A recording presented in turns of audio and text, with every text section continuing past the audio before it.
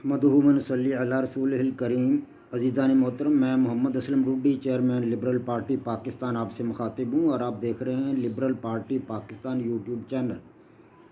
अज़ीज़ान मोहतरम, आपको पता है कि इस चैनल के तवस्सुत से आपके सामने लिबरल पार्टी पाकिस्तान का मंशूर बयान किया जाता है और मैं इस मकसद के लिए आपके सामने अपने ख़यालात का इजहार वक्तन फ़क्तन करता रहता हूँ। आज मैं जिस मौजू पर आपके सामने अपने ख़यालात का इजहार करूँगा उसका उन्वान है मादी मसाइल पर इंसान की फ़तह, यानी साइंस जदलियाती लिबरलिज़म का एपिसोड नंबर 9। आपको पता है कि मैं अपनी किताब जदलियाती लिबरलिज़म को एपिसोड की सूरत में आपके सामने पेश कर रहा हूँ। आज मैं इस किताब का एपिसोड नंबर 9 आपके सामने बयान करने वाला हूँ। अज़ीज़ान मोहतरम, यूँ यूँ इंसान तरक्की करता गया। गार का इंसान जब गार से निकलकर बाहर की दुनिया में आया और वो लंबे लंबे सफ़र तय करने लगा, दूसरे इंसानों के साथ उसकी मुलाकात हुई और वो कायनात में मौजूद अशिया को रोज़ाना के हिसाब से देखने लगा, बार बार उनका मुशाहिदा करने लगा, तो उसके ख़यालात में तब्दीली आने लगी। अब वो अशिया को समझने लगा था। इस तरह वो जानवरों को उनके जहरीलेपन को समझ गया था कि कौन कौन से जानवर मुझे नुकसान पहुंचा सकते हैं, इसलिए उसने जानवरों से बचाव के तरीके सीख लिए थे। आंधी तूफ़ान और बारिश जब आती थी उसको भी वो अब समझ चुका था, इसलिए बारिशों से और आंधियों से तूफ़ानों से बचाव की तदाबीर वो सोचने लगा। इस तरह वो अपने घरबंदे बना कर, पहले वो गारों में रहता था, अब मतलब बड़े बड़े घरबंदे बना कर रहने लगा, ऐसी महफूज जगह बना कर रहने लगा जहाँ पर आंधी तूफ़ान और बारिश जो है उसको मतलब नुकसान न पहुंचा सकें। इस तरह अब वो पहले जानवरों को देखकर वो डरता था, लेकिन अब जानवरों को उसने सधा लिया था। अब जानवरों को पाल कर उनसे वो मुफीद काम ले रहा था। इसी तरह पौधों के सिलसिला में भी उसकी मालूमात में इजाफ़ा हो चुका था और उसका रवैया इनके बारे में बदल चुका था और अब वो पौधों से फ़वायद उठा रहा था। खाने के लिए उसके फल पहले इस्तेमाल करता था, अब पौधे वो उगाने के पोजीशन में भी आ गया था। तो इस तरह मतलब इंसान चीज़ों के असबाब व इलल को समझने लगा कि ये वाक़यात होते क्यों हैं, बारिश कब होती है, क्यों होती है, आंधी तूफ़ान कब आते हैं, क्यों आते हैं, ओले क्यों पड़ते हैं और कब पड़ते हैं, इनके असबाब पर गौर करने लगा। जब इनके असबाब पर गौर करने लगा और इलल पर गौर करने लगा तो फिर उसकी समझ में आने लगी बात और वो उनके नुकसानात से अपने आप को बचाने लगा। इस तरह धीरे धीरे इंसान जो था वो मतलब उसके ख़यालात में तब्दीली आती गई और वो असबाब व इलल की मदद से चीज़ों को समझने लगा। तो इस तरह 6वीं सदी कबल मसीह में ऐसा ऐसा जिस तरह इंसान की दिमागी सलाहियत में इजाफ़ा होता गया, उस वक़्त रूम, मिस्र और ईरान और ये इराक़ की जो मतलब यूनान की सल्तनत जो थी ये बड़ी उरूज पर थी और बड़ा यहाँ कल्चरल और मतलब कौमें थी ये, और बड़ा महज़ब यहाँ पे मतलब फ़ज़ा मौजूद थी और महज़ब लोग थे और बड़ा कल्चर यहाँ पर मतलब कल्चर के लिहाज से ये तरक्की याफ्ता अक़वाम थी। तो इनमें 6वीं सदी कबल मसीह में तालीस माइटीलीन नामी एक शख्स था जिसने अपने तौर पर ये बताया कि ये कायनात की तमाम चीज़ें जो हैं, मादी चीज़ें जो हैं, ये पानी से बनी हैं। ये उसका नज़रिया था, उसने अपना नज़रिया दिया। अब इंसान ऐसा ऐसा मतलब असबाब व इलल की तरफ जा रहा था कि चीज़ों के असबाब को समझने लगा। उसके ज़हन में ये बात आई कि ये कायनात की मादी अशिया जितनी भी हैं, दरिया, समुंदर, पहाड़, नदी, नाले, इंसान, जानवर, पत्थर वगैरह, ये सारी की सारी चीज़ें पानी से बनी हैं और उसने कहा कि पानी के बगैर ये चीज़ें ज़िंदा नहीं रह सकती। तालीस माइटीलीन के को तकरीबन 50 साल बाद नाक्सी मैंडर और हैरी कल्तीस, इन लोगों ने ये बात बताई कि 3 चीज़ें जो हैं, आग, हवा और पानी, इनकी खसूसियात आपस में मिलती जुलती हैं और ये इनकी सबसे बड़ी खसूसियत ये है कि इन तीनों को ठोस हालत में नहीं लाया जा सकता। अब उनके दिमाग ने इस तरफ फेरी खाई और वो इस तरफ उनका जहन आया कि ये अब चीज़ों को के असबाब व इलल को इंसान समझने लगा था। तो उन्होंने बताया कि इनका जो है मतलब इनकी खसूसियत ये है कि ये ठोस नहीं बनती और ये अपनी हयात को भी तब्दील कर लेती हैं, तीनों चीज़ें, हवा, आग और पानी। اور اس کے بعد ہیری کلتیس نے یہ بات بتائی، یہ واضح کیا کہ یہ ساری کائنات آگ سے بنی ہے۔ ہیری کلتیس کے تقریباً 100 سال بعد فیثاغورس نے یہ بات بتائی ہمیں کہ کائنات کو علم الہندسہ یعنی ہندسوں کی شکل میں، اعداد کی شکل میں، اعداد کی صورت میں یا اعداد کی مدد سے کائنات کو سمجھا جا سکتا ہے اور اس کو سمجھنا آسان ہے۔ فیثاغورس نے یہ بات بھی بتائی کہ انسان مرنے کے بعد دوبارہ کسی نئی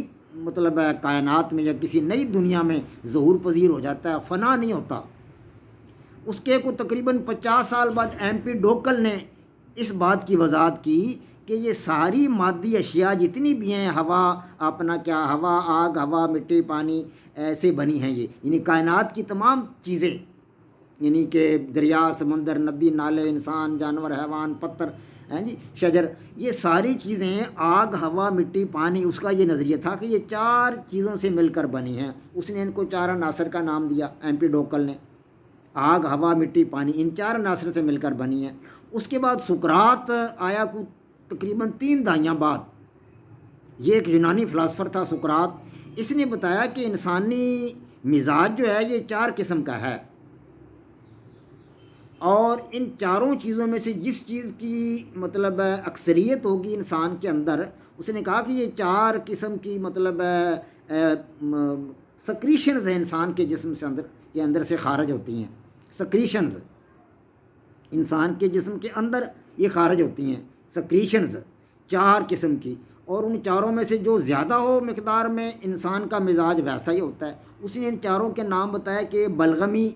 دموی، صفراوی اور سوداوی، یہ چاروں نام آج بھی ہمارے یونانی حکماء کے اندر چل رہے ہیں، اور وہ سب دیکھتے ہیں کہ فلاں انسان کا مزاج کیسا ہے، دموی ہے، صفراوی ہے، یا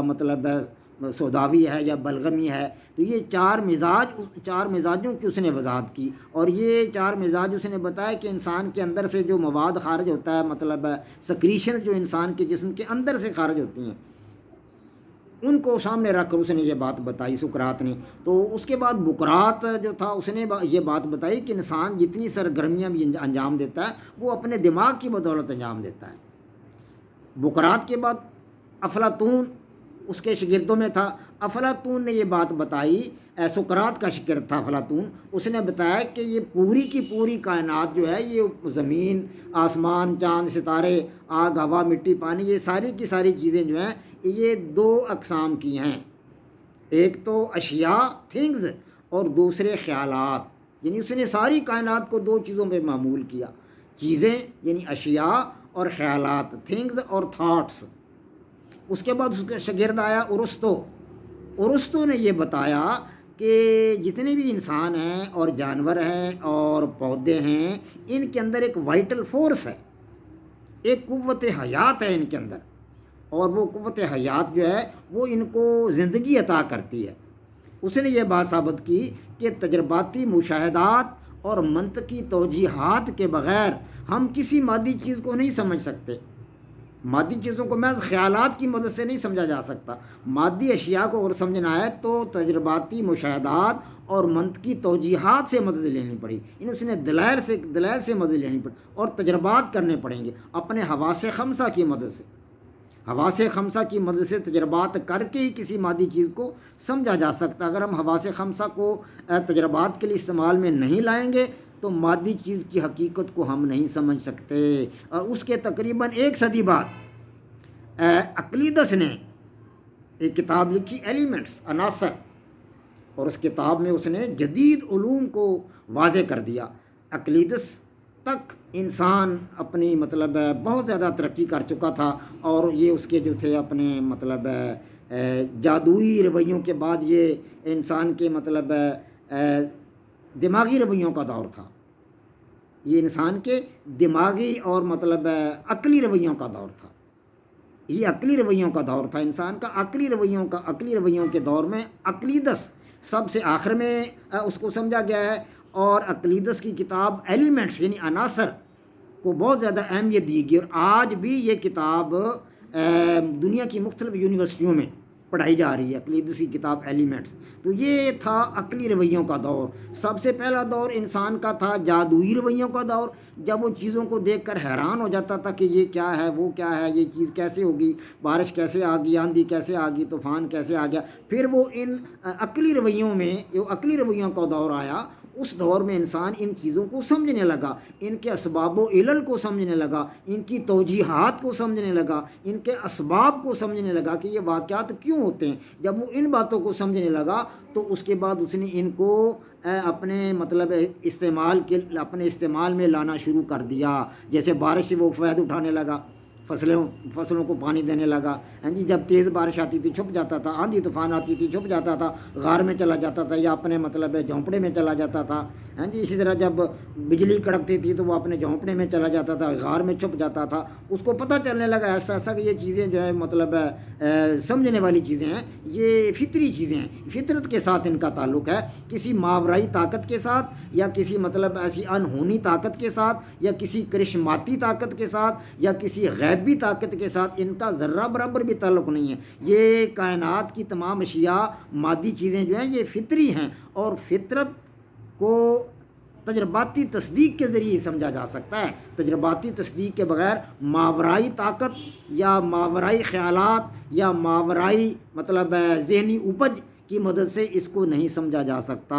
تو عقلیدس نے جو تھا اس علوم کو مطلب اس علوم کے آخر میں اپنی کتاب ایلیمنٹس لکھ کر واضح کر دیا کہ ہم انسان جو ہے مادی اشیاء کو سمجھنے کے لیے اپنے عقلی دلائل کو استعمال کرے تو اس کو سمجھا جا سکتا ہے، بشرطے کہ وہ تجربات کی مدد لے، اور تجرباتی تصدیق کے بغیر انسان مادی کائنات کو نہیں سمجھ سکتا۔ وما علینا الا البلاغ۔ پاک فوج زندہ باد، پاکستان پائندہ باد۔